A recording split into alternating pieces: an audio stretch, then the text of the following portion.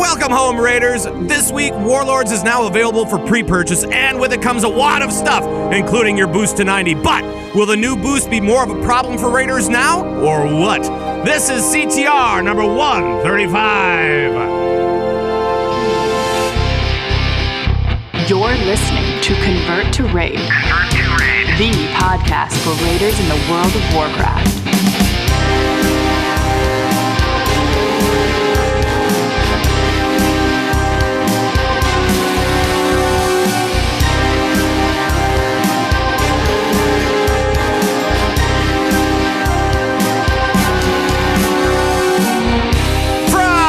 Convert to Raid Command Center in Minneapolis, Minnesota. Today is March 16th.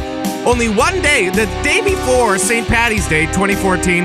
It is now 11:16 a.m. Central Daylight Time, and thank you so much for joining us from all around World of Warcraft land. And hello, my name is Pat Crane. I am your host of the show. I'm also called Zug around Airy Peak, US, and I'm still raiding, of course. And now we got the 25-man team too, so it's pretty weird. It's weird going 25-man. And the players are here as well.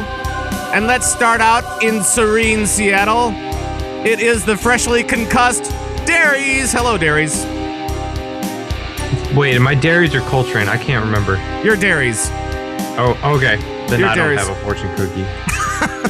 How you doing, man? I prepared one just in case. How's your head? Yeah. You took a conk to the noggin. I did. Yeah, my head and the ground, my head lost. So, but you're okay for the most part? I'm doing pretty orange.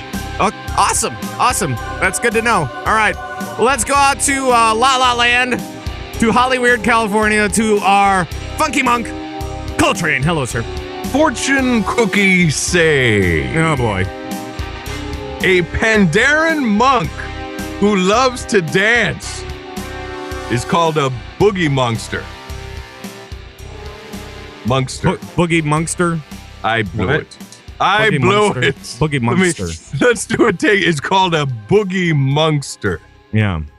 Yeah. Wow. That was me. That was my bad. That's got some hair on it. Yeah. That was me. That's not the fault of the individual Glendry from Convert to Raid Azargos on Airy Peak. That was me. Right. That was Right. my bad. Last week my mic's muted, and now this.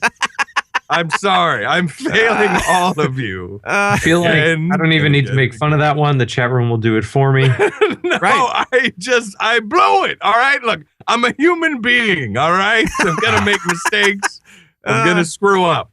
You have one job. Right. Yeah, You have one job on the show. You're and that's right. and I don't know why. I don't know who made that your job. Well, you made that your job, really, because Well, it was I know. like episode 2 or 3, yeah, it was something like that. 2 years ago. I know. You got 10 out of 10 concussed. 2.5 years ago. It That feels one. so old. All Oh right. my gosh. I'm getting death gripped off the stage here. This is insane. Oh man, how's it going, fellas? What's been shaking this week? Coltrane, what's been going on with you as far as like WoW stuff goes? I got a story for you boys that's going to blow your mind. Okay. Is this And the I'm just story gonna- from last week? This is the story from last week and then the Cool. week before, but I'm finally going to tell it. Awesome.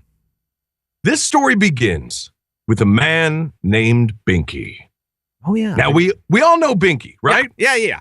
Binky. He's like the nicest guy on the planet. He's All awesome. he does is want to help people. He's like this great guy. Yeah. So one day, Binky says to me, hey, Coltrane, let's create level 1s on Wormrest Accord, and we'll level them up together. And I said, yeah, great. That sounds like fun. Sure, let's do it.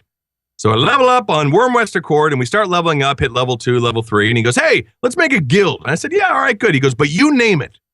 All right, Binky, I'll name it. So we go to the Stormwind or whatever, and we name the guild, and I call it Binky's Beauties, right? I figure, well, Binky's Beauties. That's a cool name, All right? right, Yeah, all right. Binky and, All right. Binky's Beauties. Yep. So we're out there leveling, it's getting to be the end of the night, and, well, it comes time to log off. Well, it's time to log off. So you go to an inn.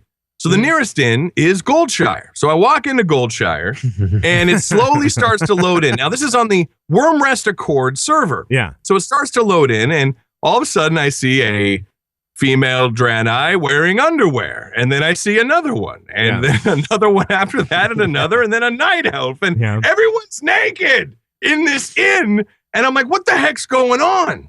And then I realize that they are cross-realmed with Moonguard. Oh, really? Yeah, so I was in like Goldshire. That was a cross-realm server with Moonguard, right? And then my screen starts filling up with all these whispers. Boom, boom, boom, boom, boom, boom, boom. Like I'm getting all these whispers like crazy.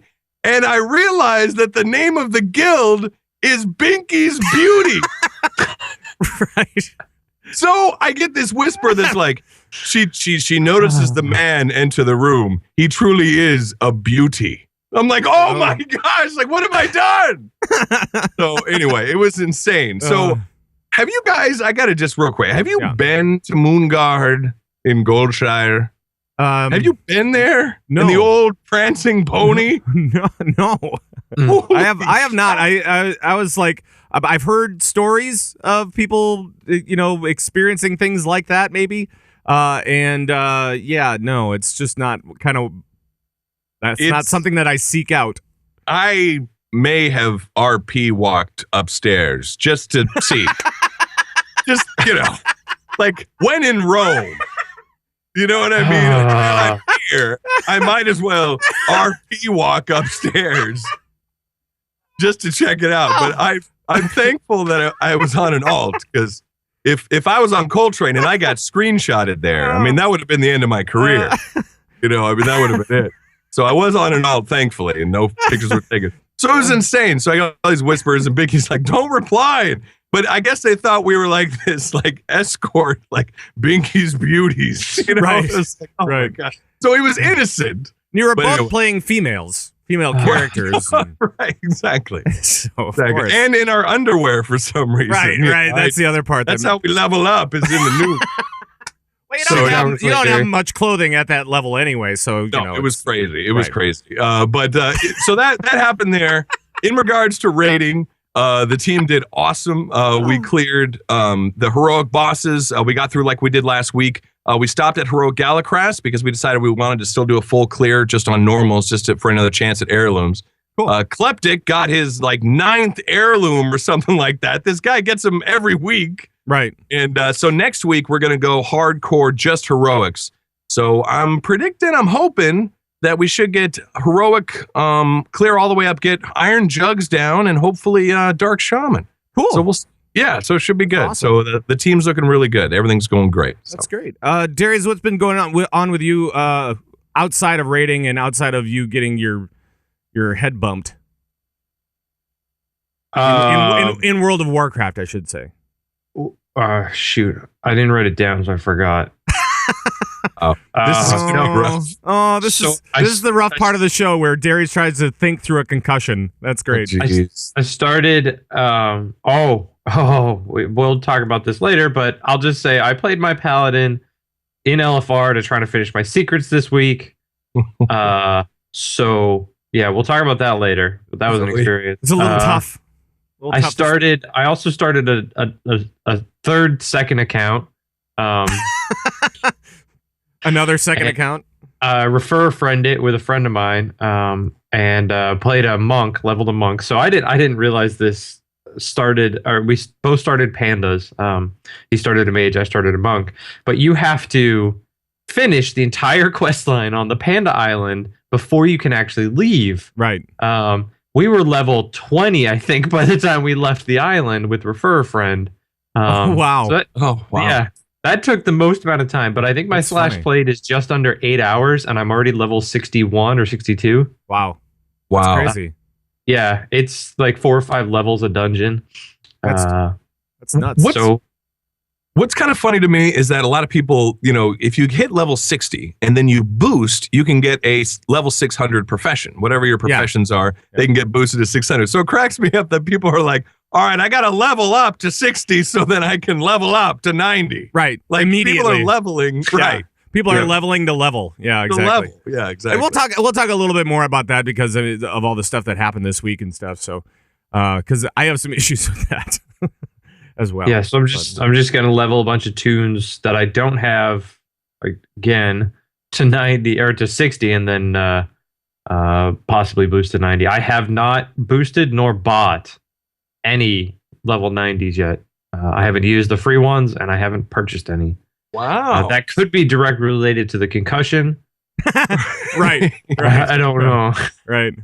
Well, I know that because of the boost and everything like that, and like I said, we'll talk about get more into detail about what's going on with that stuff.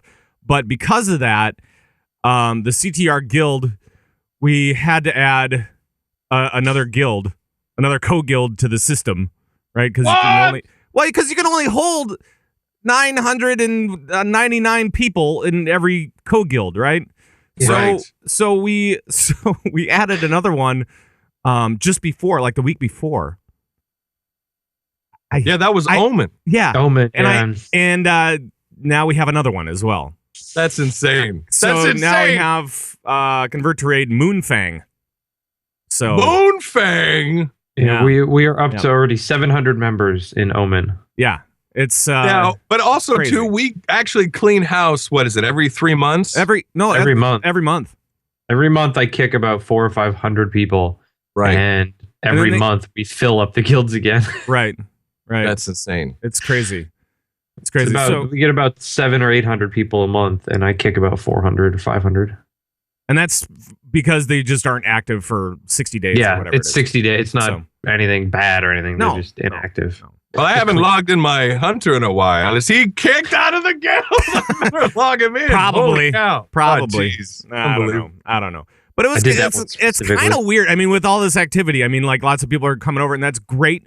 That's awesome. I love it. But we're up to 10 co-guilds now. I think we only have one more, and then we got to call it at some point because I'm not going to get a second account for it. And Greenwall, the add-on for Greenwall, which is the communication program, right? So this is the program that we use to make sure that everybody can all kind of join in on the same guild chat. That's running out of space.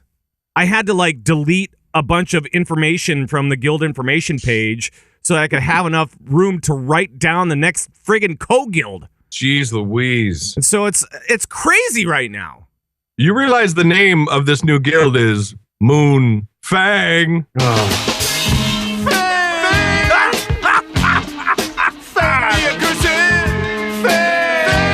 That's right.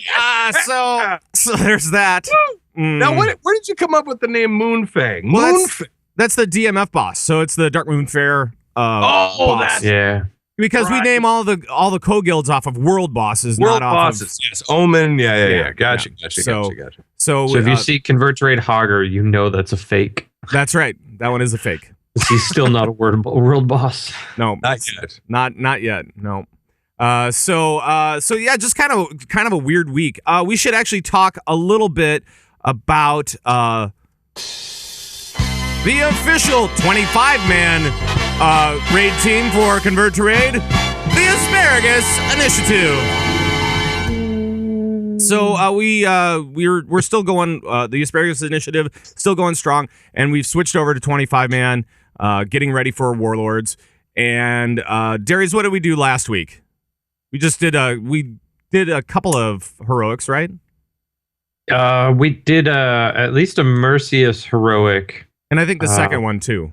Yeah, we might have done the second boss heroic, but that was about it. And then we mostly just cleared on normal. We're still, I mean, we've got 15 to 20 brand new people on this raid team, so we want to make sure that everybody meshes together. Everyone figures out how things done. I mean, normally when you recruit 1 or 2 people. We recruited 2/3 of the team. So, right. We want to make sure that kind of everything fits before we start throwing people into heroics and that kind of situation. Yep. So. I was finally able to get my 25-man ahead of the curve achievement because I wasn't in on the first garage kill. Did it without me. Yeah, that was on purpose. Yeah. It's a lot easier without you. So Zug, how is it in 25? Now you got all these bars. Your whole screen on Voodoo is covered in bars. I know, it's very, very strange. I'm not used to it at all. And it's interesting to see kind of the healers kind of have this inner battle, right, between each other, because we do look at numbers, even though we know that we probably shouldn't. We still look at numbers, and we still try to examine all the charts and see what's going on. And we have 2 2-disc priests now, or is it 1, or I don't know. But we have, I think we have 2 a couple. or 3. I think we have times, yeah. 2-disc priests, paladin, and then 2 resto druids, and maybe a shaman that can switch over if he wants to or whatever. So, I mean, we have like a bunch of people that can heal, and it's just kind of interesting to see where we're at right now with healing. And the druids, unfortunately, are towards the bottom. And, you know, as far as like, you know, on recount, they're at the bottom. My overheals, again, fantastic. Through the roof. Overheals are amazing. Really, really great. So they are, they blow everybody else away. It's all that tan orange bar. That's like, right. whoa. Yeah, that's yeah, right. Exactly.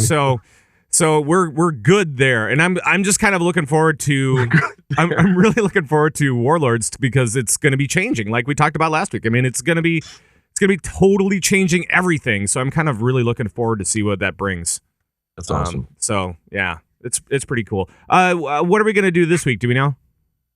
We're gonna do something similar. We're gonna clear the first 2. First 2. Whoa! That was insane. For the guys that are listening, it was perfect. The cat just walked right by the camera, right in front of the camera. You just right see in front this of Darius, tail. and just see a tail just going, and Darius just staring in disbelief. That was crazy. That was crazy. That was good. That was It was good. the cat that used to be orange and is now black. Right. You gotta come for the pre-show, guys, if you want to get those jokes. So first couple bosses on heroic, we'll probably try some new heroic bosses just to see how far we can push people. Yeah. And then we'll do a full clear out on Monday because we raid 4 hours a week twice. So we still raid 4 hours a week. We just do it twice. No. We raid 4 hours a night. We just do it twice a week. That's concussion math, right? No. Yeah. It's concussion math. That's concussion math. That's no good. Because the week starts again on Monday, so we're good. Oh, I gotcha. All right. Boy. Hey, just a note for everybody out there. Gamebreaker TV is still raising funds. Yes. So if you guys want to join in on that, go to GoFundMe.com/Gamebreaker or to Gamebreaker.tv/donate. There are update videos. Gary's doing a really good job of giving update videos, letting you know what's going on with everything on the funds part of things. But if you want to donate, if you want to help out Gamebreaker TV, looking to raise $100,000. So, woo. And it's a big goal. It is a big goal, but it's getting there. It's getting closer. Yeah. But Gary's one of the good ones. He's a good guy. Let's help out Gary and let's all help save Gamebreaker. Yeah.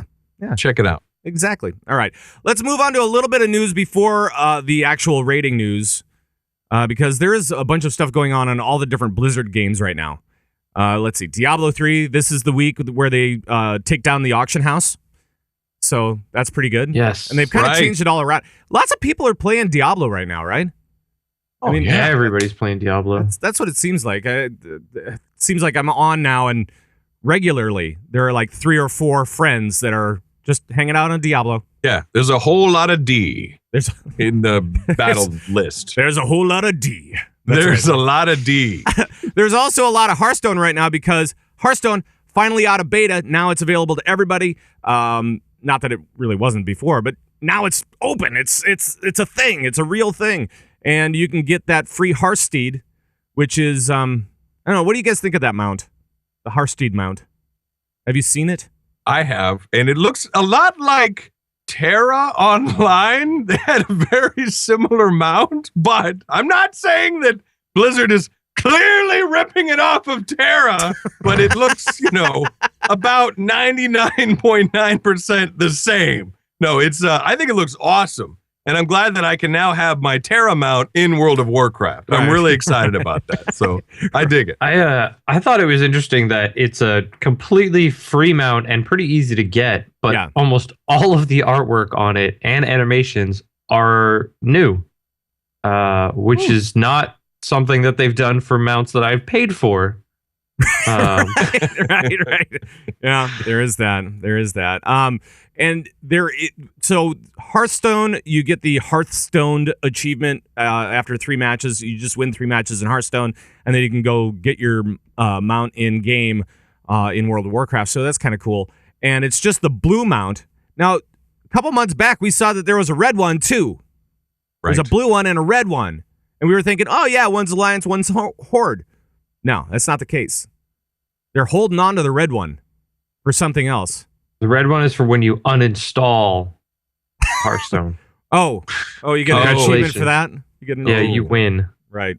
I actually really enjoy the thing that I like about Hearthstone is it was a great intro for me. I've always been wanted to play things like Magic and that kind of thing, but always been scared and intimidated by it. So I dig Hearthstone because it's a great intro. I mean, I get killed like crazy when I get in there, but I really enjoy it. But yeah, so Olivia Grace tweeted, I think it was at Mumper, and he said, yeah, no, we've still got the red one. We're just holding it on for something else. So maybe it's like win an arena match, win 3 arenas, or maybe it's, I don't know. Maybe it's Diablo related. Oh, could be. That could be. It could be for another game. Who knows? I think that's kind of cool. What do you think? I mean, the synergy is kind of nice, right? So you get into Hearthstone and you do something pretty easy and you get them out. Awesome. So let's do that with another game. Let's do that with Diablo. Let's do that with Heroes of the Storm, which is now in alpha. That's right. Technical alpha this week. And I have a bone to pick with Blizzard. Actually, it's not really a bone to pick. Again? It's not really a bone to pick. It's more like, I didn't get in. It's that type of thing. Right. Yes. It looks fun. I don't know. It looks awesome. Heroes of the Storm looks like what Hearthstone is for Magic. It looks like MOBAs, like for me, League of Legends. Right. That looks scary as hell, you know, in the community. So this looks like another great intro to get into it. It's like WoW. WoW is the perfect MMO for like someone that's new to MMOs. It's easy to pick up, but difficult to master. And I'm assuming it's the same thing with this Heroes of the Storm, just like it is with Hearthstone. Hearthstone, easy to pick up, difficult to master. Yeah. Very difficult. I'm getting destroyed. So I'm sure Heroes of the Storm is the exact same way. Easy to pick up, but difficult to master. Right, because it doesn't have LOL has the little shop thing where you can buy a bunch of crap and do whatever. And I don't understand. So I played like 3 times. I played League. And the last time that I played, I think it was Torage, just kind of shamed me out of the game entirely. Right. And because I am bad at it. That's just the thing. I haven't done it that much. You are terrible. So I'm terrible, and he shamed me away from the game forever. So I'm hoping that this is a little bit easier to understand and to get. Darius, have you seen all the Heroes of the Storm stuff going on this week, or what? Yeah, definitely. And it is a lot easier. There's a lot less micromanaging. There's a lot less worrying about, did I pick the right items? Am I picking the right talents? Am I getting last hits? All of those things that you constantly worry about in League and Dota are not there for Heroes of the Storm. It's a lot more straightforward, but it's also, I think, a lot more fun. Yeah, I mean, we'll see exactly what ends up happening. And the big question that a lot of people have is will this be a competitive game like LoL where we can actually see an esport out of it? And I don't know. I mean, I hope so, man. Right. I hope so. Right. I'm hoping that they build enough complexity to it so that it really attracts that type of audience. And if not, I'm sure that it'll find its own thing anyway. Kind of like Hearthstone. I mean, Hearthstone that's finding its own way through tournaments and stuff like that. So, but Heroes of the Storm looks amazing. It just really does. I watch a lot of the feeds and people playing it, and it just looks incredible. Like it just looks great. So yeah, it looks I don't know, man. I'm jazzed. I was watching Rignoros. I was watching a video that he put together with it, and it was just him just like swearing, just the entire thing. Get Kerrigan, and of course I'm like self-editing, but So this was a Blood Legion raid. You were watching a Blood Legion raid? Pretty much. Oh. Right. Pretty much. Gotcha. So there. All right, well, let's go to the raid news. Calling all raiders from around World of Warcraft land. This is raiding news. All right, it's time to check out what's happening with raiding news around World of Warcraft. And as we kind of were talking about last week, we saw the video posted up on Sunday. Well, on Monday, Warlords pre-purchase is available right now, and I'm gonna give the big applause for that. Hey! And so is the level 90 boost that we talked a little bit about. mixed emotions. All right. The release date is on or before December 20th. Everyone needs to calm down about that. What's going on with it, Darius? So it's just everyone sees that number and they ignore the on or they ignore the or before part, and everyone says, "Oh, Warlords is coming out December 20th. That's not when they told us." Blah blah blah. And well, that's because it's not coming out December 20th. December 20th is a Saturday, first of all, and they're not going to release a game on Saturday. But they just had to put something down so they can get pre-orders in, guys. Relax. Right.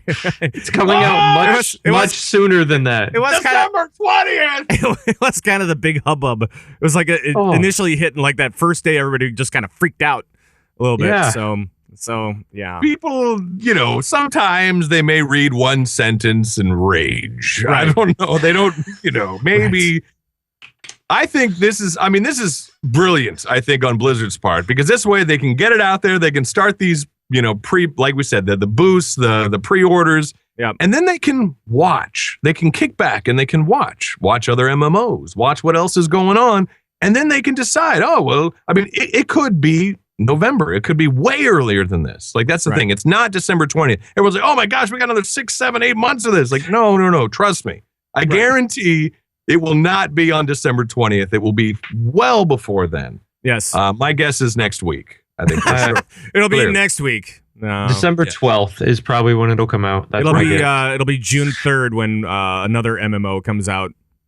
Yes. I look, it's just good business, man. This is what MMOs do. And they all do it. You know what I mean? And Blizzard's famous. When SWTOR came out, they introduced some brand new patch. And now they got WildStar. WildStar's coming out. I got a feeling, if you want to get an idea of when either release date or when some kind of beta or something, I'd look around the release date of WildStar. And it might be somewhere around there. That's my guess. I'm thinking that we'll see something happen right there. I think there's some event, something will take place around that release date. Which is always cool. You never know what, but something's going to happen there.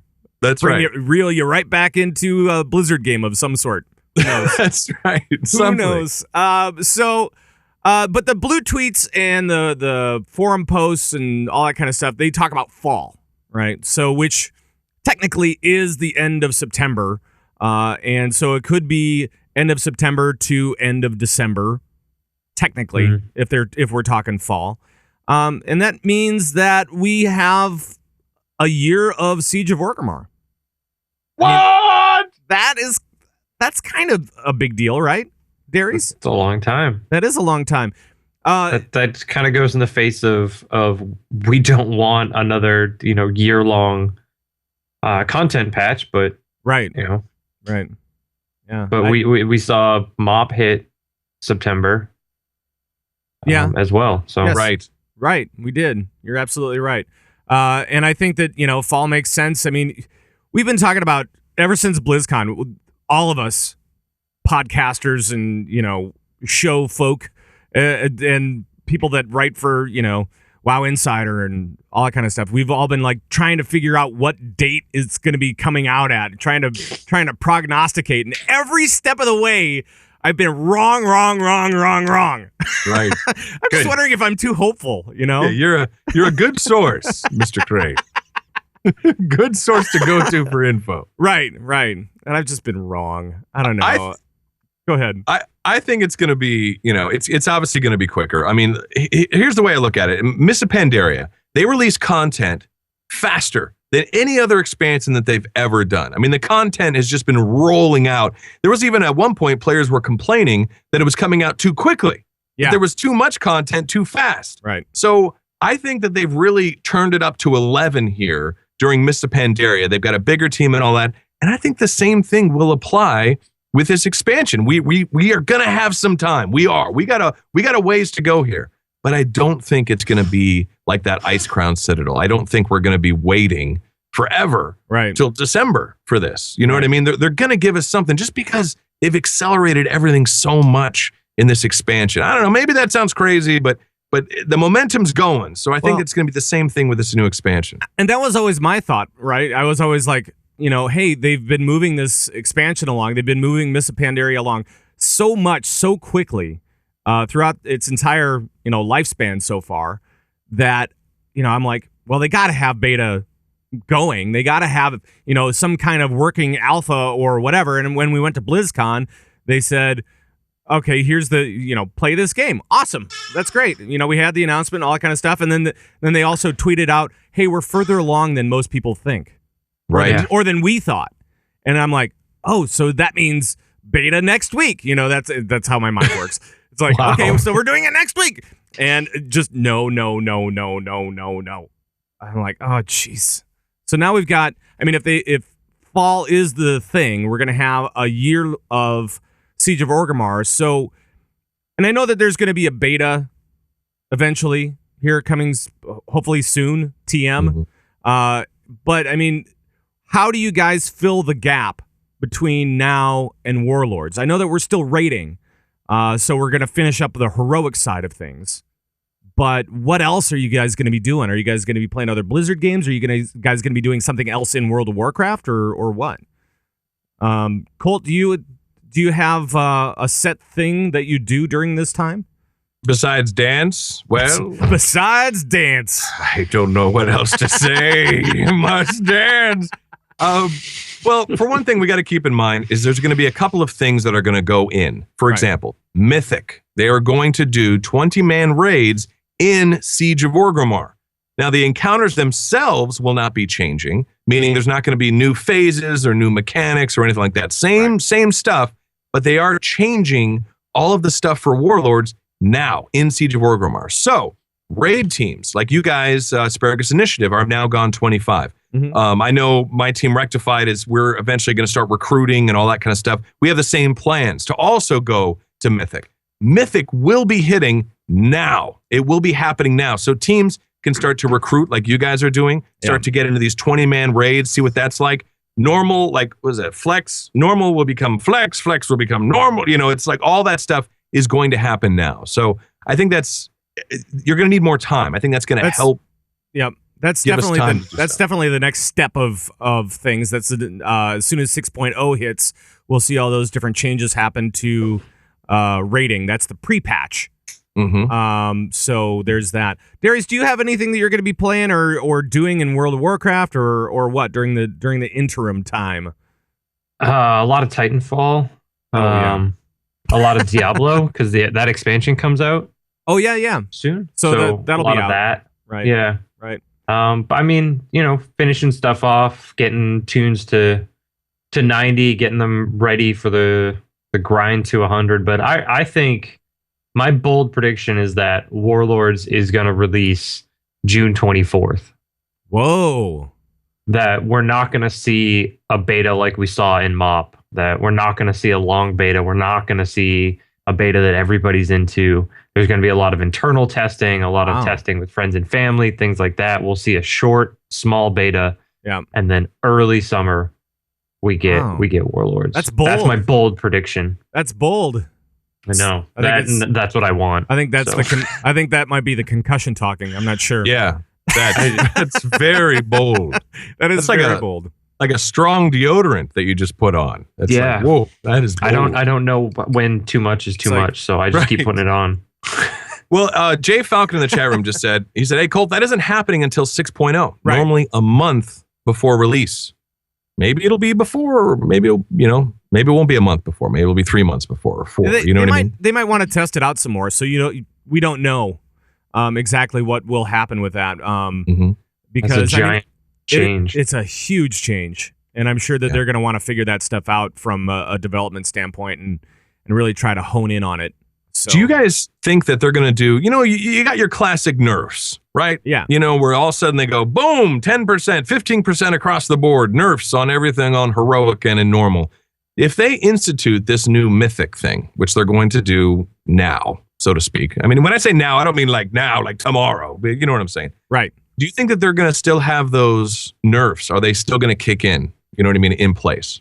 You mean like the encounter nerfs that they normally do? Like basically they're going to institute, they're going to say, okay, here's mythic rating. Now everyone is now in a 20-man team. And then do you think months down the road, as we get closer right before release or maybe before, they'll be like, all right, now 20% nerf across the board? I think they've already done their round of nerfs.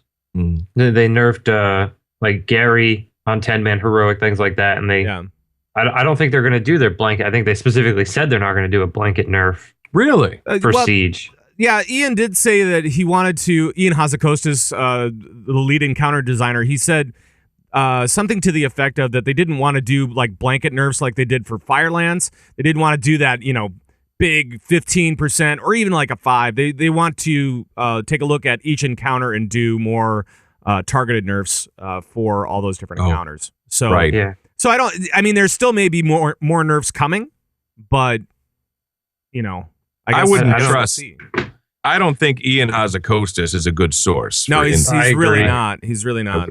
He has no idea what's going on ever. Zero. He's just getting coffee, pretty much. Exactly. Come on. So more stuff about the pre-purchase here, and that is that the pricing for it is $50 for the digital standard edition, and then for the digital deluxe it's $70, which is $10 more for the expansion than we've seen in the past. And did you guys pre-order? Yeah. Yes. You did? Yes. Okay, you both did. And so Yes. So Darius, you said that you have not boosted yet. No, I am boycotting the boosts at the moment because I'm very angry at them. Oh boy. What? You're kidding. What? Who are you who are you angry at?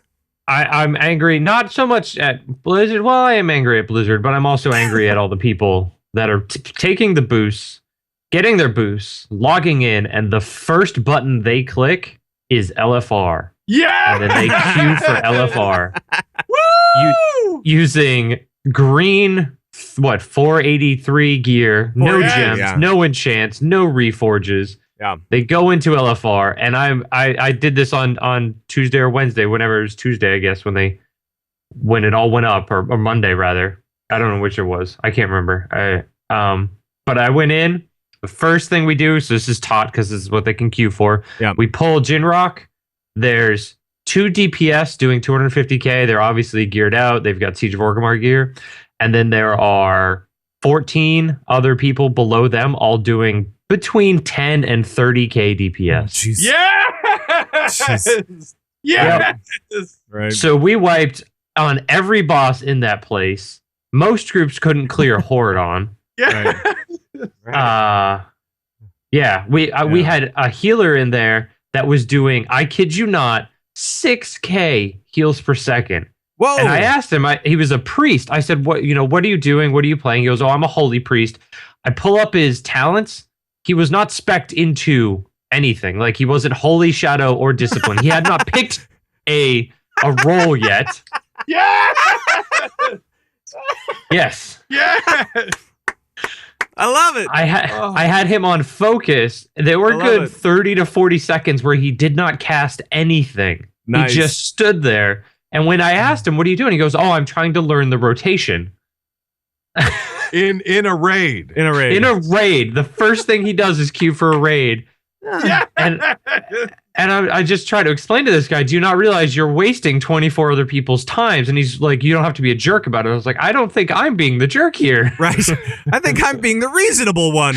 Yeah. Yeah. So that is what Tuesday, Wednesday, Thursday, all this week has been for LFR. And now they're starting to work their way into Siege because they've gotten their 496 timeless gear and things like that. Right. Again, they haven't learned how to play their class. They haven't respect or reforged or anything. Yeah. So I'm not very happy. If I wipe 4 times on Ordos, I'm not happy. Well, one of the things that happened was that when you get your boost to 90, when I did it, I ended up on the timeless isle. I think they've changed that now because of PvP concerns. On PvP realms, people were just ganking, just waiting for the noobs Sitting there. to arrive. Kidding. So, like, very first day, and I see these tweets, these angry tweets coming from Olivia D. Grace, and she's like, stop making me die every time I get a boost to 90. She's got 2 accounts. Every time I boost to 90, I just get ganked. It's amazing. Yeah. So I think they've changed that. So now you're back at the shrine, whatever shrine you're at. But you're in this 483 gear. And for melee folk, I know it was reported that you are nowhere near hit capped or expertise capped for your particular tune. So if you go in with 483 gear, you will not hit jack squat. Yeah. So You're gonna have stats that are all over the place. You're gonna have gear with no gems, no gem slots, no enchants, nothing. Right. I mean, and people are saying, oh, it's just like normal LFR, and it's not.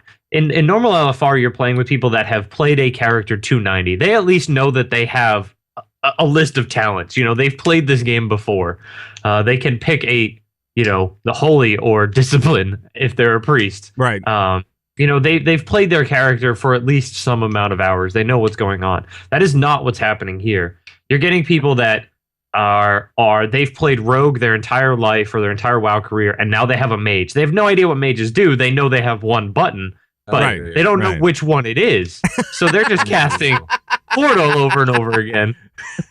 They're casting Portal. Real quick, you should check out Final Boss TV. Had the best top mages in the world guesting, and it is guest hosts, and they talked about the mage being one of the most complex and intricate classes in the game. You should watch that because it's true. Mages, I get so much going on with the mage. When you click on, you've got portal or teleport, and then it expands out to 7 or 8 options. That's complex. I get it. I'm not. Oh my gosh! All right, we're gonna keep it cool. Okay, this conversation is degraded a little bit. It's Anyway, so that's what's happening. Or you're getting people that have never played WoW at max level that are now boosting, and they don't know how to raid. They don't know what they're doing, and they're immediately jumping into LFR. Right. And all I'm asking is, read up on Nox, read up on Icy Veins, ask someone a question, and go hit a target dummy. Figure out what's going on before you jump into a raid and start, wasting the time of 24 other people. It's not considerate of you. Right. And this doesn't mean that all people that take a boost to 90 are bad either. No. It doesn't actually hold true as you go through stuff. It's just that we see, start seeing patterns, and it's kind of like, okay, what's going on here, guys? We've got a bunch of new 90s, but that doesn't mean that everybody that's boosting is going to be bad at what they do. Right? No. And I understand everybody wants to play their new 90. Everybody wants to get in and get them gear. And that's great, but at least just understand what you're doing before you get in there. There's there's just basic stuff. I mean, just reforging is going to help a lot. Just do that. You don't need to read. No, just get in there, baby. Let's do this. Woo! Nice. I am so jazzed. This is amazing. It's chaos in LFR right now. It's unbelievable. It is. And I love it. I love it. Everyone is like, it's like no DPS. There's no healing. There's no tanking. It's just brilliant. It's just complete and utter chaos. Now, the only difference, though, is I've noticed people are a little bit nicer now. Like they're pulling 40 or 50K DPS, but there doesn't seem to be as much uppercase shouting, at least in my experience. Because I'm doing it at my monitor. I can't even type. I'm so angry. But it's just amazing to see. It's just so, it's terrible, but you know what I mean? But you're right. It's like I boosted my warrior. Right. And he got boosted up and he's ready to go and he's got his 483 gear. And the first thing that popped in my head was LFR. I got to get some gear. I got to get some gear for this guy. That's the first thing I thought of. Before I thought about going to the training dummy, even learning the rotation. I was like, ooh, let's just queue up for LFR. Right. But I resisted. I spawned on the Timeless Isle. I went back and I spent, an hour or two on the training dummy. Yep. And then I went into LFR and pulled 40K DPS. It was great. Awesome. I just rocked it. You can, if you've got 2 or 3 DPS that are in there that are carrying the group, you can complete LFR that way. The hard part is when you've got a tank that's got 400k health, is not reforged into anything, so no dodge, no mastery, nothing. And then you've got 6 healers that have no idea how to heal. That's the biggest problem. So tanks and healers, especially, like, please do a little bit of research and prepare for what you're getting into. A couple DPS that you're going to get in LFR are going to carry you, but a tank with 400k and no survivability, that's just not going to get you through. No, probably not. What you do get at when you boost your 90, just for those guys that don't know, you get 150 gold, you get 22 slot bags, You get some stack of food. You get the 483 gear. You get if you're over 60, level 60, when you do the boost, you get your primary professions and first aid bumped up to level 600. And I have a Thank problem goodness with that. on that first aid. Ooh, Right, boy. right. So one of the things that was kind of weird is that you get your professions maxed out to level 600 when you boost to 90, but you don't get any of the recipes. What is going on with that? Come on. What? So now you have to spend like over $1,000 in recipe. You You need a don't. slush I mean- fund for. I mean, I guess you don't have Most to. of but those you don't need. I mean, you're not going to need a No. level 63, I need it. cloth Darius. belt. I need You're it. never going to need that. I need it. It's for transmog, Darius. That's right. And you spend all the gold they gave you just on learning the recipe. More than no, that. you spent that gold on a reforge. Yeah, on That's one actually true. reforge. On one reforge, yeah. Well, the What reforge is big because that's what so I'm my warrior, right? I'm on Timeless Isle. I'm like, all right, time to kill frogs because that's what everybody does. They kill frogs. Yep. I mean, it's just frog mayhem on the Timeless Isle. And I get like 3-shot. Like I don't make it. I try to kill a frog and eat the poison. And then I realize you're right. I'm completely under hit cap. Right. I'm like 0 expertise, 0 hit. So yeah, I have to fly over there and then I reforge. Cost me 150 gold. Now I'm broke, but now I can at least kill a frog. So that's good. But now I can kill a frog, and That's right. I am hopping mad at frogs right now. Oh. Man. Yeah, that was not good. Boo. It's not good. It's not good. I'm not gonna say it's good. Another thing you get artisan flying, which is one below the max Is speed. that the one where you have to act all snooty and like, you locally source your Yeah. flying, Yeah, things like that? Artisan It's flying. it's exactly like artisan flatbread or something Okay. like that. Yes, Very similar. exactly. Very, very similar. You fly around with your nose up at everyone. Yeah. Now, did you guys were you guys wanting anything more from your level 90 boost? I mean, I know that some people have talked about, some more glyphs, learning the recipes. That's the one thing that I wanted. Right. More gold, better gear. I mean, was there anything that you guys wanted more out of this experience on the boost? I wanted fishing and cooking to be max as well. Like I wanted every single thing that I trained in, like archaeology. I wanted fishing. I wanted Those are cooking. the Now, fun professions. yeah, well, fishing. A lot of people love fishing. Some people, man, they go crazy for fishing. They Right. love them some fishing. I'm not one of those, but and that's fine. But like, there's a part of me that I'm always thinking about prep for Warlords. Right. So I'm like, well, I want to get my fishing up because maybe in Warlords, if you have 600 fishing, then you can fish this, and that's a good thing for your character. Like, I want to have everything maxed for Warlords because I might need it. You know what I mean? In Warlords. So if I wish that like all the professions got maxed. I wish Yeah. that like fishing and cooking and all that jazz. And yes, cooking is very easy to get up there. But when you get up to that, when you're trying to hit 600 and you got to get all of them, to get the noodle carts, that's a lot of jazz you got to play around Right. with there. Right, it is. And actually, if they would have done that with fishing and with cooking, that would have been the first time that I've been max capped on both of those things, probably since Wrath. Right. So yeah, I would have finally had 600 fishing. That would have been great. I can't sit around for that long. I cannot do it. I don't know what it is. Someone's can't. saying that you can buy tombs to boost your fishing from the anglers. Salty Fry is saying that. What? That can't be true. I just That can't I be don't know true. about that. If you do, you probably have to be like exalted with the anglers anyway. Yeah, and then you have to do the daily quests and that. You might as well just fish at that point. Yes. Right. Might as well just fish instead of doing those damn dailies. Screw it. I can get that fishing up there quicker. But it is brilliant to see. Everybody's boosting their characters. They get the free boost. And LFR is really something to see. And everyone, you got your BattleNet and people put their like announcements, and it's usually something bad about LFR. But the only thing that I noticed personally when I was in there, and other people have said, is there's not as much yelling and screaming because everybody understands that we're all like undergeared and don't know how to play the rotation in the class. Right. So, but it's you got to admit, you got to love the chaos sometimes. It's just so crazy. You got to love it. Right. So if you have rage issues about LFR, maybe this is not the best time for you guys to be jumping into LFR. Wait a couple of weeks before you do LFR. Yeah, exactly. Exactly. But I got to get my secrets. I got to do LFR. Oh, yeah, you do. You do.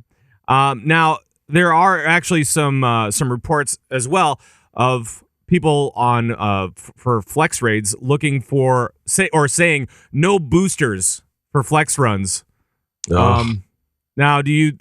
How are they even going to be able to prove that though? Since achievements are account wide, I have no idea. I mean, are they just going to base it off of gear and off of you saying, "Oh, this is a new tune," and then they kick you out right now? I don't know how they'd be able to tell.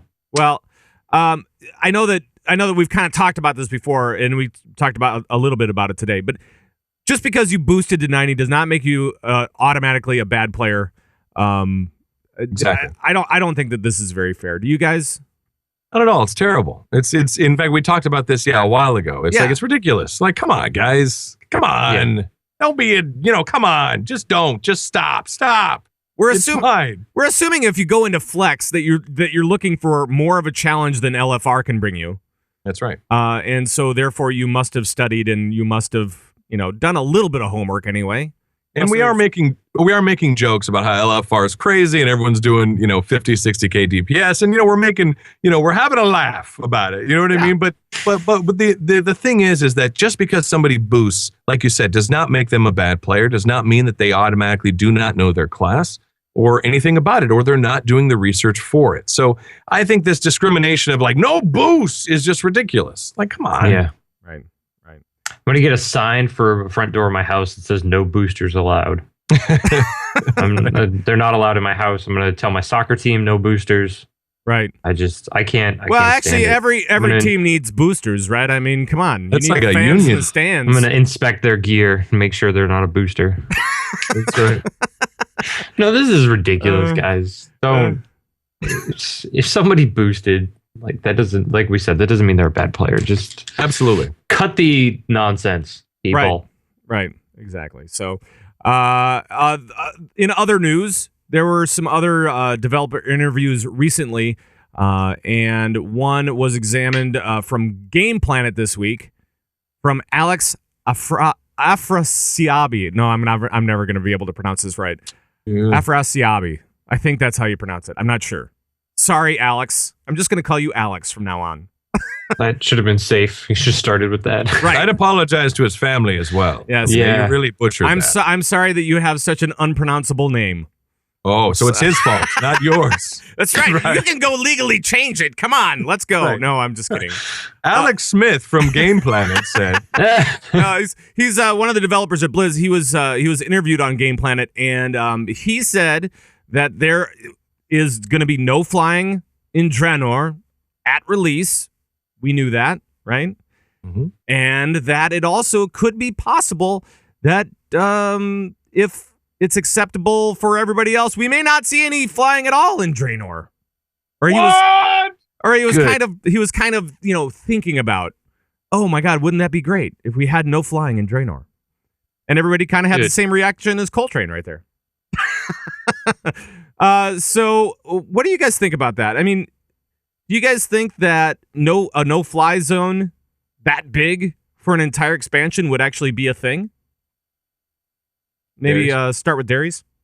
Yeah, I think it's a good idea. I think the flying takes away some of the epicness that is supposed to be, your character and the world you're in and things like that. I think it makes the world seem too small and too accessible. You want to have to, get there and have the travel mean something. I think in an MMO. I mean, you're supposed to be throwing yourself in this world, and I think in order to create that immersion, ground travel is the way you have to do it. It also means they spend a whole lot less time creating the tops of buildings and the backside of things and whatnot. And anytime they save there means either a quicker release or better encounters or things like that. So I'm all for that.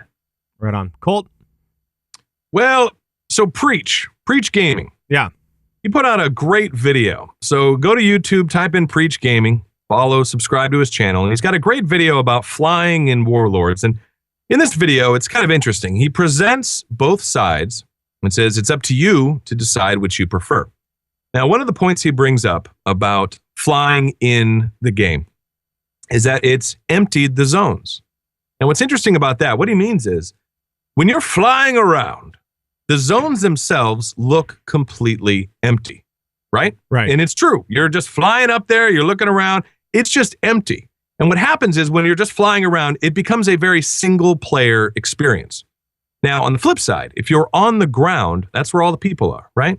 Like Timeless Isle. Everyone's like, oh, like when you go to Timeless Isle, there's always people on the Timeless Isle. Right. Now, for those that are saying that, well, that's just because that's the new zone and all that stuff. Yes, that's true. But also it's because there's no flying. You actually see people, you interact with people, you see NPCs, you see other players.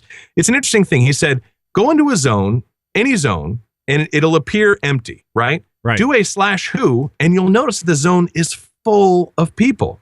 You just can't see anybody. Right. You know what I mean? Right. So it's kind of created this kind of interesting thing where flying has actually, in a way, emptied the zones in some ways. So what are the benefits to flying? Benefits to flying are convenience. You don't have to take flight points. You can get from point A to B faster. That's a good thing. Other people are saying, well, for farming, like if I'm doing herbing and I'm doing mining. Now, an interesting point to think about is if they are thinking no flying in Warlords of Draenor, that means that herbs, mining nodes, will not be at the top of mountains. Right. They Right. will not put Right. them there. Right. They will be on the ground. They're not going to make it inaccessible for players. It will be right in the area. So it's kind of an interesting thing. I actually like this idea of no flying. Now, the reason is MOP, Mists of Pandaria, right? This thing starts, just like pretty much almost every single expansion, you don't get flying right out of the gate. And that Right. way you get to experience the content, right? You get to look up and see these majestic, amazing statues and there's a jade serpent and there's this, that. You don't really get that when you're flying. You know, it kind of takes away all that jazz. So I like this idea that it's going to help with immersion. You're going to be able to see these wonderful zones. I can see the other side, though. If you've leveled through it and you've gone all the way to it and you're max level and you just want to get from point A to B and it's just way more convenient. I mean, I guess that's the argument for flying is convenience. Yep. And I guess farming. You know what I mean? Yeah, well, they did. Alex did take to Twitter after this interview was kind of released, and he said, there are ways to do herbing and mining where you are not going to feel like impinged upon because there is no flight. So there are ways to do it. Increase the number of nodes. You can always do that. You can always, and I think in the development process, we'll see maybe some of these different thoughts coming from the developers. But this does seem like one of the more, I believe the term they use is fluid type of decisions, where they kind of look at it and they're like, no, this is something we want the fans to kind of, or the players to kind of determine what is going to be happening here, whether or not we have flight in this next expansion could be determined by you guys out there. So I just say make your opinion known, but be open to the possibility, because I mean they're supposedly they're going to be increasing the number of flight paths or making them more make a lot more sense. And if they can take care of the farming issues, then maybe that's something else that won't be an issue for people. Kind of take those issues away one by one, all those different negative things that might happen if we don't have flying. They could take those away by adding in some more fun stuff for us, I guess. So yeah, that's it. If flight paths, if they improve them, meaning if I want to get from point A to B, and when I take a taxi, a flight path, as long as it doesn't go to D, F, G, Q, L, P, and then I arrive at B, right? Then I'm cool. If they find some way that it's more of a direct, I don't stop off at every rest stop, to pick up a Snickers bar on the way. I just want to go. It's the worst. Great. Right. Yeah, it is. That's the only thing that I don't like that I prefer flying is that I can just go direct. I don't have to make a U-turn and a left and a right. So if they improve that, I think that'd be great. But for me, I kind of agree with what Preach was saying, that like flying has emptied these zones. When you fly around, you don't see anybody. Right. But when you're on the ground, that's where everybody's at. And if we're all on the ground together, that means we're fighting together, we're partying together. Yep. And it feels real. It feels like an MMO. You know, that's what it's supposed to be. It's not a single player experience, you know? I'd actually kind of like to see what they do more for Guild Wars 2 as far as when it comes to flight points. It's not actually flight. It's just essentially it's a portal. And you just click on the portal, and it just pops up a map, and then you just select where you want to go, and then you go there. That's the end of it. And yes, I realize that there are... We could give mages something to do with that. Oh, boy. You and mages again. But, I mean, it would definitely solve a lot of different problems. You'd be able to arrive at your destination very, very quickly. I understand that you know, they kind of enjoy the travel time aspect of the game as being like one more thing, you know? Well, but if you think about it, the travel time is what makes the world feel big and feel real. Right. And you know what I mean? I agree with you. If they could kind of manage to get that somehow into the game and make it feel a part of World of Warcraft, I would like that. That's all. That's all that I'm saying. Make it so that you can select your destination and then go there automatically. I was just kind of basing it off of what you were saying. I was kind of building up. But I mean, we've all had those moments where we're on that flight path and we all like turn the camera around and we go like, wow, or like, look at that waterfall. That looks amazing. Like, I think that, believe it or not, flight paths in a way add immersion. They show you how big and giant it feels real. The world is huge. And I think teleporting from point A to B, then it's like, all right, well, here we are. Unless of course you're flying from the north part of Azeroth to the south part, and you're like, okay, my flight time is going to be how long? Right. All right, I'm going to go away. I'm going to go watch some TV. I'll come back in about a half hour. Yeah, you're not lying. Yeah. So yeah, you're right about that. You're right about that. That's true. So, you know, like the first few months, sure, I understand, you know, that it's immersion and all this kind of stuff. But after 3 months, you're like, nope, I've seen that. How many times have I seen that waterfall already? I'm so sick of that waterfall. That stupid waterfall. Gosh. I just hate it so much. Can I kill the waterfall? I don't know. So there's that. And I'm actually seeing a lot of people in the chat room saying, yay, no flying in Draenor. I'm kind of surprised. Yeah, they seem to be pretty positive about it, which is not what I'm seeing on the forums and everywhere else. Right. I mean, I had the Warlords of Draenor PSA bit all done up. I had it ready to go just in case the chat room was freaking out, but nobody's freaking out. That's amazing. No. That's great. A lot of like lowercase typing here, not a lot of all caps lock. They're very calm. I guess the soothing music that I played last week is still in effect. That's right, or something. I don't know. Or maybe if they were faster, maybe the flight paths are faster. When you get on, like, whoa, here we go. You know, maybe that would help too. Right. And just for you guys out there, Mumper has put forth this for Warlords as well, that almost all mounts, flying mounts, will be able to be ground mounts for Warlords. So that's kind of cool. He says, doesn't he say all mounts, not almost? Well, there may be some exclusions. Who knows? Because right now, almost all of, all. A lot of them are not. So yes. Yeah. So you'll be able to, take your two-headed, what is that amount? The Iron Sky Reaver. Yeah, the iron. Oh, yeah. You can take that one. That one's any of the stuff they've released in the last couple, like year or so or two, has been flying and ground. Right. It's some of the older things, like the Frostbrood Vanquisher mount or whatever from Wrath. Those kind of mounts, those are not. Oh, really? Those don't go on the ground. No. Or what about the engineering, the gyrocopter? The copter. I think that'd be a funny looking ground mount. I think you might be able to make that. I mean, it hovers, so it's not really a ground mount. But I guess that's true. But I think it hovers as a ground mount. So I think it actually does work. So I'm trying to remember. I don't know. But it's interesting that Blizzard is going to see how this flying thing works, and they're going to listen to feedback. Well, let me repeat. They're going to listen to constructive feedback. Yeah.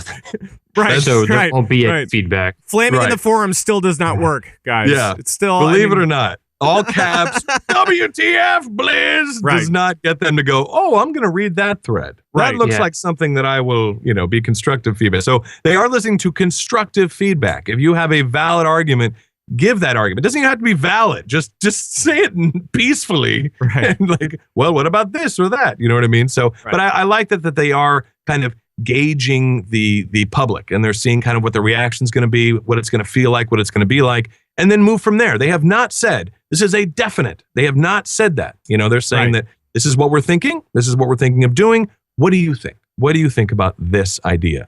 And I guess what Preach's video and what I'm saying too is consider both sides. Have an open mind about it and just consider it. Yeah, and now I'm seeing a lot of people typing in all caps in the chat room, and I think that's because they want the bid. I think you might be there. So I think now they're angry. I think they want the bit, so I'm going to play the bit, and we'll be right back with Lead and Raid right after this. Hey, convert to raid. Oh, no, not that one. Sorry. Hey, It's right. this one. Very relaxing. Hi, I'm Coltrane, And I'm Pat Crane. and we are here today to talk to you about a very recent issue. It's an issue that affects most of us, especially orcs. It's a condition called IFOWISNAWOD. I freak out when I see news about Warlords of Draenor. That's right, Colt. And it affects 1 in 5 Azerothians. That's a pretty scary statistic, Pat. Almost as scary as that time I thought Blizzard was going to make garrisons into a daily hub like that of the Golden Lotus. That's right. You really freaked out there. Like, really freaked out. I wet 'ems, Pat, and I have the stain to prove it. No, I mean, I was really concerned for you. It smells. My bet. Oh, yeah, sorry.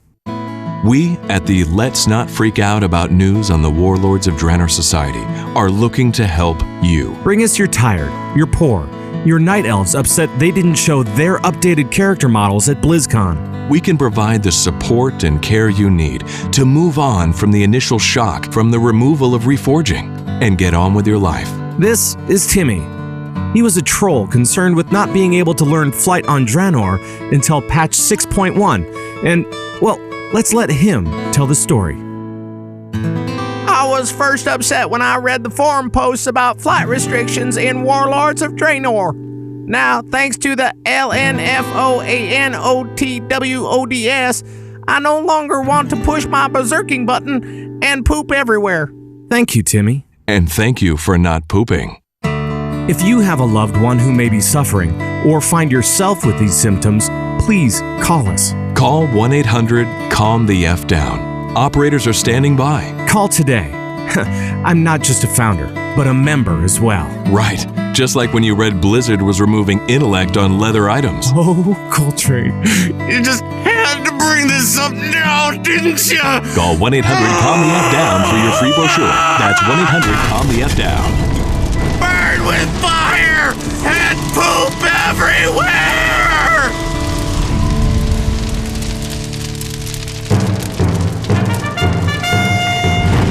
Leading the raid. That's right. I still like that bit. Wow. What's amazing is it even had about flight in that. And we made that months ago. I know. That's amazing. When we can, we try to take a look at leadership issues for raid leaders everywhere. This week, we have another listener question. And Coltrane, can you help us out here? Sure, this is from Rake on Proudmoore, US. Good day, Colt, Darius, and Pat. I have a quick question that I hope you guys could help me out. I am the main tank and raid leader for our 10-man raid team. Every member we have is 560 and above eye level and awesome players, yet we cannot down Garrosh. We start fresh and get to Garrosh with 0 wipes in about 2 to 3 hours. Once at Garrosh, we hit a wall. I've tried everything I can, including logs, raid leader add-ons. It seems like everyone is doing what they are supposed to do, but we just can't get them down. We get to the second phase with no issues, but our troubles start at second phase. I would love to start doing some heroics, but I don't feel that we could take down heroic bosses if we can't even take down Garrosh. Any help would be so useful for us being able to take this guy down. By the way, thanks to Colt, my Windwalker monk does so much more DPS. He truly is a monk genius. Monk Thanks a lot. genius. Yes! Thanks for having a great show, and that's that. All right. So we're talking about Garrosh, and we'll try to branch out a little bit more here into some more ideas. But Darius, do you have any thoughts? First of all, you can't kill heroic bosses until you down Garrosh in normal, correct? Correct. Okay, so he needs to get down to Garrosh. What are some thoughts here from you? Well, I mean, I'd like to offer some help here, but I don't really know what their exact problem is. Well, let's just try to figure out some generic issues that might be cropping up for Garrosh. So second phase, I mean, maybe it is the strat. If they've been trying the same strat over and over again and just bashing their heads, maybe that doesn't work. Maybe try something different. If they're trying to do one thing with the desecrated weapons, maybe something else should work. If that's where they're dying, if they're dying to, damage and whirling corruption, maybe they're doing that wrong. Maybe they're not using enough cooldowns. I'm not sure what's going on here. So. Hold on a minute. Here's an idea. Let's actually maybe real quick just talk strat for phase 2. Sure. What you guys have done, and Darius, what you recommend for phase 2 as far as strategy. What are you doing with the team to get him down in phase 2? Okay, so we'll start at the beginning of phase 2. We'll start at we'll say intermission when he sucks you up the first time into the heart. What you want to do here is if it's a split one, like a left side or a right side, if it's not the straight run ahead one like Terrace of the Endless Springs, you want to send your tanks left and right and split up your raid with equal amount of healers and DPS on either side. You want to take everything down. Then you want to make sure that everyone in the raid group gets that buff, that helpful buff. Right. The bubble. I can't remember what it's called. Bubble. Yeah, but it's the light bubble. Yeah, it's the yellow light bubble that's on the ground. Most people get that as much as possible. That makes that phase a lot easier. If it's one or two people that don't have that, your healers can focus them, and then everyone else can kind of survive without much healing. But that phase, one of the biggest tips that I can give anybody is when you're in that transition phase, be as close to the boss as possible. Whether you're a hunter or a mage or rogue or whatever, every single class should be right on the boss's butt. Right. Because that means when he does his annihilation, you only have to move a step or two to your left or right. If you're standing all the way back or 30 yards off the boss, you have to move so far to get out of that annihilation that you're not doing any damage at all. Right. Get close to the boss. There's no reason not to be close to the boss. Going into the next phase out of the intermission, you want to get your ranged far away so they can drop the weapon far away. And then as soon as the weapon's dropped, you want to have them run to the boss, stack on the boss. And that way, when the mind control comes out, everybody's right there. You can burn them down quickly. You can CC them quickly. You can deal with that really quick because everyone is right there. You're not chasing people around. And one of the big things is interrupts, right? For yes, that part. Yeah, interrupts and call them out. If I'm on interrupts and Zug gets mind controlled, I yell out Zug. That means I've got Zug for the interrupt. That way everyone doesn't interrupt the same person and you have no interrupts left. Try not to use AoE things like fear, like priests have their AoE fear. Yeah, fear is really bad. DK diseases that slow people or silence people. Those are never really that good. Especially the slows, because you want to get out of there quick for another desecrated weapon. Right. But in between the weapon drop and the mind controls, you want to have your range burn down the weapon that dropped. That way it's gone the next time you need to move to that spot. But that whole phase is basically just weapon, mind control, corruption. Weapon, mind control, corruption. So weapon drops, you get in for mind control, and then you get out for corruption. And then you let the weapon drop, then you get back in for mind control, and you just repeat that over and over again. You should never be more than 30 yards or so away from the boss in that phase to drop the weapon for the corruption and then back in for mind control. Right. And then the next phases the next phase is a little bit, when you're in that same spot, it's a little bit more damage going out, and we have the empowered thing, and so you're really blowing your healing cooldowns and doing personals and all that kind of stuff. Make sure you're saving healing cooling downs for those whirling corruptions. The first few you shouldn't really need much, but the empowered whirling corruptions, you're definitely going to need healing cooldowns. You shouldn't be using healing cooldowns any other time in the transition or in that second phase. Mind control, you don't need it. Desecrated weapon, you don't need it. The intermissions, you don't need it. You need to be getting those helpful buffs that are on the ground. Right. The one thing that I will say that it really does sound like it's a strat issue. It really does sound like it's from this brief email, it sounds like there's a strat issue somewhere. if you have really awesome players that are very raid aware and are good at what they do, that something in the strat is not working. And I don't know what it is, but something in the strat sounds like it's not working at all.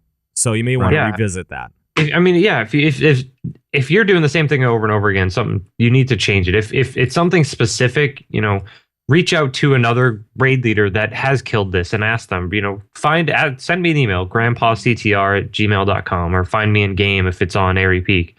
I can help you with this too. There's something's going on here though that's not working. And again, what I've told you is just what our strat that works. Maybe that doesn't work for you. Maybe your composition is a little weird or different. Maybe you're an entire Windwalker or monk raid. So, you're dropping weapons on the melee. I don't know. Something's going on here. It shouldn't be this hard if you're kind of one-shotting everything. Right. It shouldn't be this difficult. So also too on the empowered.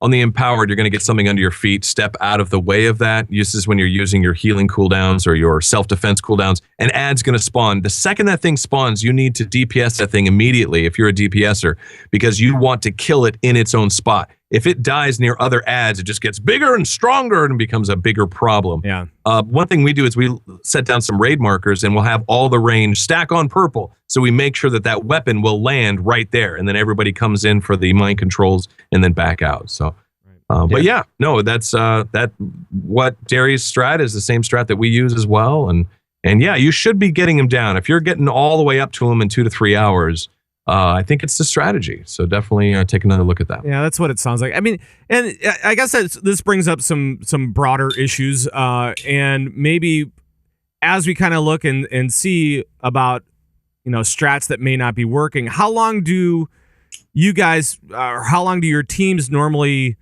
spend on strats before trying to change it up a little bit? Colt, how about your team? How long do you spend on a strat before you kind of change it up? Well, it's kind of an interesting thing. This particular team is been great. Is a lot of really, really talented players here. So we haven't been really hit a wall yet. Iron Juggernaut, Heroic Iron Jugs, I think, might, but basically what we do is we have our own set of forums and we tailor our strat to our team. We have 2 melee DPS, myself and Rusty Cage. And we tailor it to that with like a little graph and pictures and like, blah, blah, blah. You know what I mean? And then you do a quick review and then we get in there and go. So we haven't hit that wall yet where we've had to switch strats. We haven't hit that just yet. But maybe like next week we got Heroic Iron Jugs and then Juggernaut and then Heroic Dark Shaman. So maybe that'll kind of switch it up then. But how about you guys? How long do you guys usually take before you're like, this strat just isn't working. Let's try something different. Darius? There are some times where 2 or 3 pulls into a strat, we realize this does not work for us. This is not for our group. This just doesn't work out. We tried Heroic or regular Gary as an example. We tried the strat where you don't ever move. You drop weapons on the melee. Everyone stays stacked on melee all the time, and you just burn the weapons quickly. And we did that 2 or 3 times, and we just realized that wasn't working for us, for whatever reason. So, we stopped doing that. And then there are times where we go too long, I think, without realizing that the strat isn't working. That we start blaming each other or blaming RNG or whatever, and instead of fixing the strat to fix what's going on, we get angry. So I can't say that we're the best at that. I remember. This one sticks out in my mind. This was working on a world first kill of Heroic Protectors in toes. We worked on the same strat for almost 16 hours straight. Jeez. Until somebody finally realized, wait a minute, we're doing this wrong. And then 3 pulls later, we killed the boss for a world third. Wow. So, I've been on both sides, but I'd say it's pretty evident, if something isn't working, you try it and just someone is getting annihilated in some way that they weren't before, or you don't think they should be, that maybe that one's not the strat for you. Especially when you take a look at, and healers and people should know about this stuff. But I mean, if you're not looking at how people are dying, then that may be one of the problems, right? So I always kind of look at how people died. as we kind of progress and see if somebody's getting one shot that shouldn't be. I mean, if there's a somebody sitting in melee or whatever and they just get one shot by the boss, that means that either the tanks aren't doing their job or maybe they taunted or whatever the case may be, but somebody's doing something that probably is not right. So maybe we got to take a look at that and fix those issues. And this is kind of where the group mentality comes in. So when you are stopped after your latest wipe or whatever, you can kind of say, well, what didn't work? And do we need to adjust now, or do we need to, or is this something that we think that we can just plow through? Or is this a quick fix? I mean, after every wipe, I think that you should be asking questions. Right. I don't think that you should ever. I realize that as you're kind of working on strats, you want to give it some time, but 2 to 3 hours on Gary in normal, and if you're not changing up your strat, at that point you're doing it wrong, I think. Yeah. I mean, and fight like Gary, there's so much that could go wrong if it's just done incorrectly or maybe not done the way that fits your group. That this question is so hard to answer in a generic way. Yeah. There's a lot of ways to die and also to kill the group and to. I mean, there's so many things in that second phase when he's slamming that hammer down and you got all the purple stuff. You can get one shot in that easily. Yeah. And then also too with the mind controls. If you're not anywhere near anybody and you're way off to the other side of the room, you're out there, you get mind controlled, your character starts to cast mind control. So next thing you know, you're mind controlling everyone in the raid. So there's a lot of personal responsibility in the garage fight. And that's also a thing too, is you got to look at, is it the strat or is it just people making mistakes? Is it just people screwing up? You know what I mean? Yeah. We were on Heroic Immersius, and for some reason my camera was turned around and I thought it was a good idea to flying serpent kick directly into Immersius. And well, he won. I did not win that fight. I died a miserable death. So you are going to have player mistakes where you're just going to screw up. You know what I mean? Right. So examine, is it the strat? Is it just players just making mistakes? And how can we fix that? But the big thing that Zug said was talk after a wipe. Don't have silence on Mumble. And you don't want silence. Right. Keep talking. And make sure that your tanks are talking to your healers and your DPS and that you're all chiming in with what you think may be an issue with that pull, or make sure that you have this open feeling with your group where if somebody makes a mistake, they can actually say, yeah, I made a mistake, and that should be the expectation. Yeah, I made a mistake, I screwed up, I'm sorry guys, that was my bad, I won't do that again next time. And make sure to learn from your mistakes too. I mean, that's the other important part. The learning part is the key part there. Yes, learning and not repeating are two very, very key things there. All right, let's go to another question before we get out of here. We've got mail. We do, and if you have a question about anything for us about rating or anything else, just let us know. We'll try to answer it on the show. You can always email us at converttoraid@gmail.com, or you can call our raid line, 612-787-RAID, or you can join us during one of the live shows. Flag us down. We'll see if we can get to it. And let's go to our only question this week. Other question this week. Darius, can you help us out here? This is from Storm, the button smashing shaman. He says, "Woo, fellas of CTR." That's us. That is us. We're the fellas. If Blizzard is forcing us to recruit, whether the people being cut from a 25-man make a new guild or a 10-man trying to recruit for 20-man mythic, should they implement something that makes merging guilds more attractive, i.e. a guild merge tool? Is this something that could be implemented? Should they? This would make the transition of guild/team merges so much easier and more attractive to all players, regardless of skill level. This is kind of an interesting question, and I think it needs to be asked anyway. Is this Colt? What do you think about this a guild merge tool? I mean, they're doing a lot of things. There's kind of like an open raid type thing that is kind of starting to get into the game, kind of be built into the UI. Yep. I mean, this would be cool. I mean, it's a funny thing too. Like a raid team and a guild can be completely separate things. A guild does not have to, for raiding. But yeah, I mean, like we all know the looking for guild tool right now as it stands in the game is not that great. Right. It's not terrible, but it doesn't have enough. It's got a little bit of something to it, but there's not enough to it yet, you know? Right. It's kind of a nice thing to look at, but nobody really ever uses it. If they added more functionality to it, maybe something like this, maybe people would use it more and it would help out. I don't know. I kind of look at this and I'm like, guild merge tool. You know, I'm the GM of Convert to Raid, the guild group, and I'm like going, God, this would be great. I mean, imagine not being able to merge and not say, okay, all you guys, G quit, and then let's join this other guild and whatever. And this way, I mean, if they had a guild merge tool, I'm looking at it, I'm like going, that would mean that nobody would lose rep with the guild that they have already. This would mean, I mean, for you know, my thought anyway.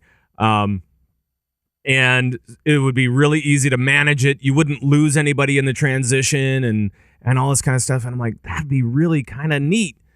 So, Darius, how about you? What do you think?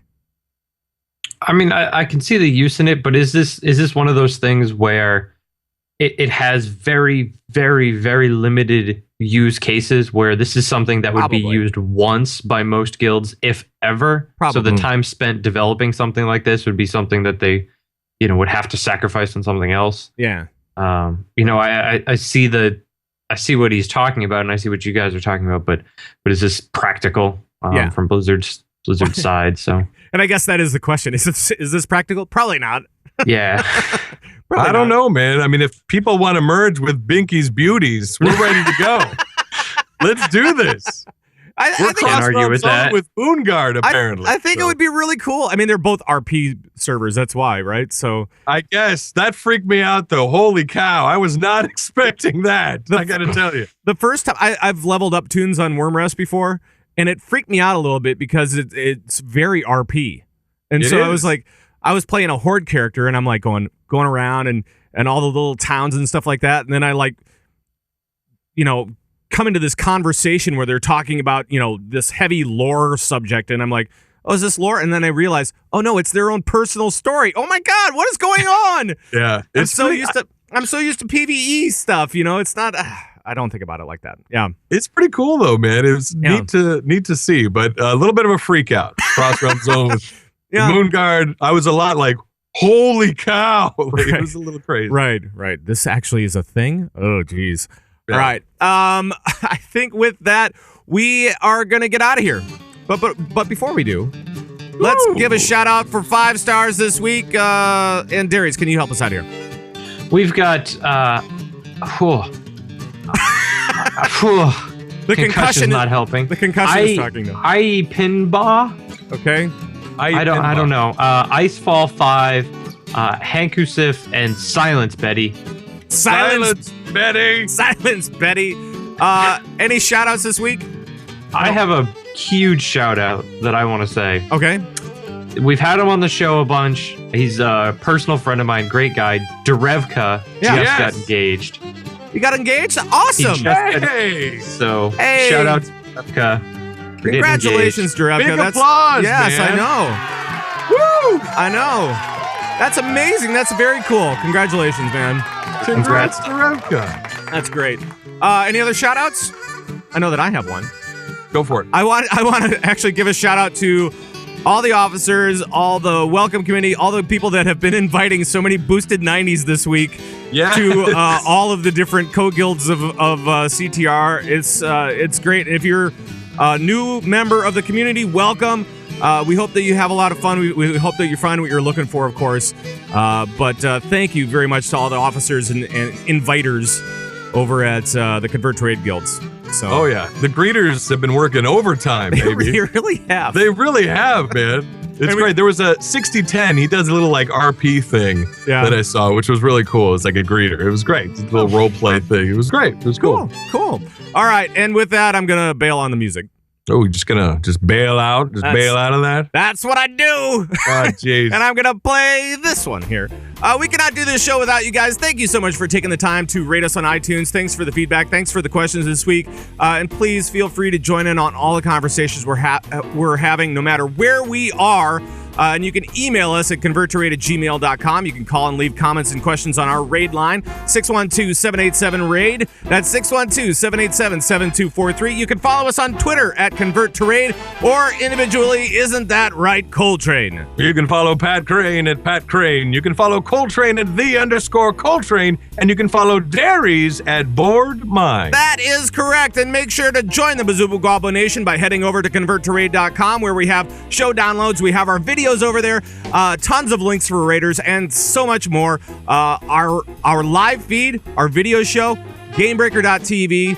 Make sure to help out Gamebreaker.tv as you can. Donations are available on the site right now, so please go over there and help save GBTV. Do it. The audio show is available through Stitcher, BlackBerry Podcast Directory, iTunes, all sorts of different places, and that is going to be it for the show. We hope you had a good time, and we will see you next week. Actually, Sunday, 11 a.m. Central. And for all the guys that Convert to Raid, bye-bye, everybody. Bye-bye. Bye. Have a safe St. Patty's Day. Oh, kiss my Blarney Stone. Oh, no.